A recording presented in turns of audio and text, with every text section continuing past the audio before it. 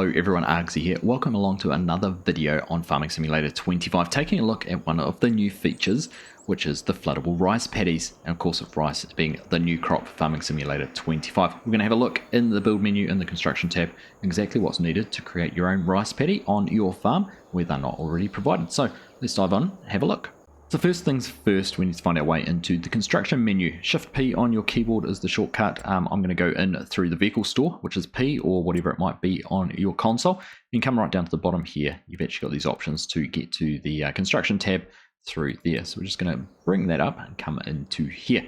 Now to find the rice paddies, you need to go to the second tab down here, which is kind of productions, factories, things like that. Scroll across to the fourth of the pages. And then we've got our cultivation, which includes our grapes, olives, and the rice paddy. We're going to come down and click on that, and that is going to start building. Now, it is, I think, and we're going to keep an eye on this, a blanket cost of $1,500, regardless of what you're doing in your rice paddies. And we're going to go and try and build one on a sloped field once we've got this sort of level field sorted out and figure out what kind of slopes we can go through and build on. It's as simple as zooming in, or not, depending how accurate you want to be. We come right in here, we've got our little cursor. We're going to click for our first marker. That's going to give us our first corner. And we're going to go all the way down. I'm going to do this whole field as a rice paddy. Come down here and we can click to create another corner. Go all the way across again. Come down to this one. Click to create that corner. And now you can see we've actually got a shape. Geometric shape. It's triangle. Got three corners. So it's drawn an edge. So if we were to complete it now, we'd end up with a triangular rice paddy. Of course, that's not what we want. So we're going to come down into here.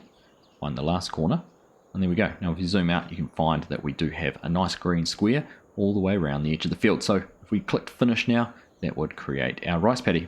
Just quickly, I just want to come in here and show you. If we clicked in here and wanted an extra corner or two, we could do that. However, if we didn't want those, we can actually press B or whatever the shortcut is that you're given on your heads up display there up the top in the help menu. We can remove the last corner. So I'm going to press B, get rid of the one, actually press B. So it will repetitively remove the previous corner and go actually all the way back to the very first one. So that's nice as you're going through and experimenting. So I'm happy with that. We do have the option here. I'm just going to zoom in. We can go through and change the height. So we're just going to bump that up a couple. Might just go 2 up from where it was. Just see exactly what that does. I'm expecting it will increase the height of the berm, height of the field, which might not be ideal because you do want to be able to get your vehicles up and into there. But let's press finish, and there you go. It's gone around, it's leveled that off, it's created a cultivated field. We've got a berm the whole way around the edge, and now we have a rice paddy. So let's go and have a look. We've got a little bit of a step up in there. Like I said, that's done because of that height that we set it to. Come through here, you can see the farmland. It is field number 4. We own it, and it has 0 fertilizer on it.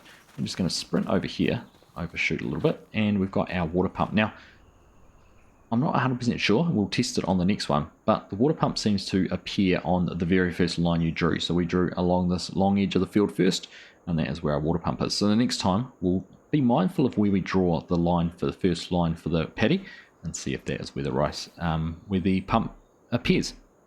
We just jump in here, going to press R on our keyboard. It's going to bring up our option to manage the rice field. Tells us again its size, which field. It's field number 1, which differentiates from the 4. I'm guessing it's saying it's the first rice field that we've created. We can click on here and flood it and get the pump turn on. Let it start it. You'll see the water starting to spill out there into the field, and that is going to slowly and progressively fill up as it goes. So we're going to leave that there running. We're going to go and test out a rice paddy on a little bit more of a sloped field. This one was flat. It was pretty straightforward and a piece of cake, really. Let's go and have a look and see what's involved in doing it on something a little bit steeper. So we've come across onto a little bit of a hillside, purchased this field. This is field number 79. Just have a look here in the map. So we're down here, right down near the bottom of the map. Main farm, or the starter farm that we were at is there. There is our rice paddy, field number 4 there in the center. So we're going to go through the same process and see what happens if we create a rice paddy in on this one. So once again, we'll bring up our menu. Now we're going to start off, and like I said, we're going to be mindful of where we want to put the pump. So if we wanted the pump right here in front of us, let's try and draw the first line there. Now I can't actually see those lines. They're very hard to see. So I'm just going to try, if we change the placement height, there we go. We can see those a little bit easier now. So I'm just going to go around, see how many of these corners we can get, see what issues we run into with height. If we do run into any issues with height, come across. Right, so there we go. We've got up to the top. We've got a height difference is too large. Now, if we try and increase our height, pressing M, that's coming up. Now we can actually go through, we can actually now click in there and build that one. So I'm going to carry on around the edge of this field, get all the way around, as far as we want to, make the most of it all. Right, there we go. So we've got that up. Let's just have a look. So we can go up to there. That's as high as we can get out of the ground before it starts giving us a warning. We're going to bump that back down. See when we get a warning. There we go, getting a warning. Flashes very quickly just as I press the button. Height difference too large. So kind of just going to sit there in the middle and see what happens. So we're going to complete that one now. See what happens with the water pump. See what happens with the field. So I think we need to be right clicking. We've lost all our commands. There we go. Right click on this to finish. And there we go, we've actually had a warning to say flattening has failed. So it's gone through, it cleared all of the crop off there, but hasn't actually let us do what we wanted to do. So, sure, let's try and lower that down. Complete that. No, again, flattening failed. So we're actually going to bounce through, press B, come back around to a sensible spot. Where are we? Up there. So let's just see if we just do a bit more of a build across the front, rather than going all the way up the top, whether we can get that to work or not. Height difference is too large again, so we need to bring that back down. We're just heading underground up in this top left corner. You can see the green line disappearing, so we're going to have some contouring cut up there. This is all going to be outer ground down here, so there we go. Let's give that a go now. Right click to finish. Flattening has failed again, so we're starting to see the starting of a rice paddy, but it hasn't quite worked properly. I wonder, we change the placement height, lower it down a little bit further, and again, no, still not worked, still not worked, still not worked. Alright, so we're still running into issues with some height somewhere. So once again, I guess we're going to have to go back. And this is a prime example of why it's important to save when you're doing these kind of things, because otherwise you could end up in all sorts of trouble. So I don't know what it is, what part of the field it is that's causing the issue, but let's just bring this in a little bit. Maybe it's proximity to the road. Maybe it's trying to do the contouring within the confines of our land. So if we do right, no, that still hasn't done it. Let's lower it down again. No, we're just not having any luck in creating a rice paddy on this field. Maybe it's just not meant to be. Maybe we're just pushing our limits a little bit too far. It's just one more time and bring ourselves all the way back, almost to the start. And try one more. Cut that corner because that does look like it's where it's the steepest out of the ground. There we go. Finish that. And success. Right. Success and some positivity in our test. Our water pump has ended up in front of us. So that is the case in point. If you wanted to control where the water pump is, make sure you put the line, the first line you draw will be what defines it. But this is a good example, and like I said, of why it's important to save before you go through and do this, because it could be a costly exercise to come through and fix all of this. Look at that, we've wrecked the road.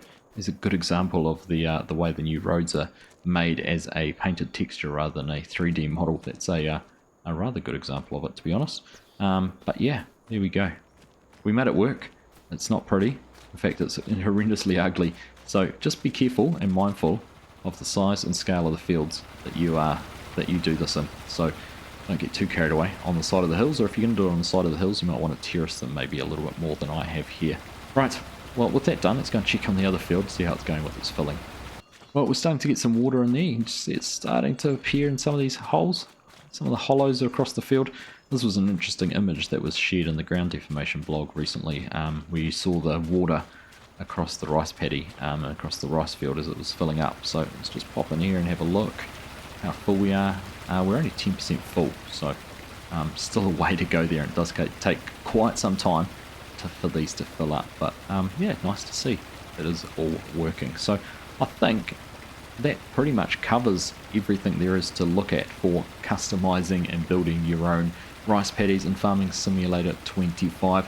Key takeaways, I'm going to repeat it once more.